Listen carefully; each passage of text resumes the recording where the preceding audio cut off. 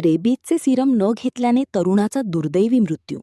मनपा प्रशासनाविरोधात नागरिकांचा तीव्र संताप. जळगाव.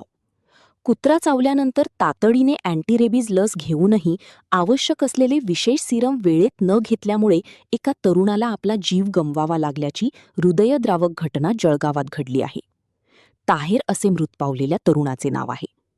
या घटनेमुळे जळगाव शहरात मोकाट कुत्र्यांचा प्रश्न पुन्हा एकदा ऐरणीवर आला असून जळगाव महानगरपालिकेच्या कारभारावर प्रचंड टीका होत आहे.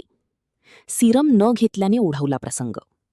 काही दिवसांपूर्वी झालेल्या श्वानाच्या हल्ल्यानंतर ताहेरने तातडीने जिल्हा रुग्णालयात जाऊन अँटीरेबीज लस ARV घेतली होती. मात्र डॉक्टरांच्या मते त्याची जखम अत्यंत गंभीर स्वरूपाची कॅटेगरी 3 असल्याने लसीसोबतच रेबीजचे विशेष सिरम रेबीज इम्युनोग्लोब्युलिन घेणे अत्यंत गरजेचे होते. दुर्दैवाने हे सिरम वेळेत घेतले गेले नाही. महिना उलटत आला असताना 21 मे रोजी अचानक ताहेरची प्रकृती खालावली आणि त्याला रेबीजची स्पष्ट लक्षणे दिसू लागली.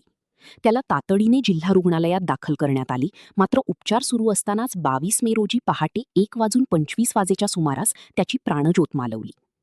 मनपा अधिकाऱ्यांवर सदोष मनुष्यवधाचा गुन्हा दाखल करण्याची मागणी. या धक्कादायक घटनेनंतर जळगाव शहरातील नागरिकांमधून तीव्र संताप व्यक्त होत आहे. शहरातील मोकाट कुत्र्यांचा बंदोबस्त करण्यात आणि नसबंदी मोहीम प्रभावीपणे राबवण्यात मनपा प्रशासन पूर्णपणे अपयशी ठरल्याचा आरोप नागरिक करत आहेत. या प्रकरणी आक्रमक पवित्रा घेत स्थानिक नगरसेवकांनी थेट संबंधित मनपा अधिकाऱ्यांवर सदोष मनुष्यवधाचा गुन्हा दाखल करण्याची मागणी केली आहे.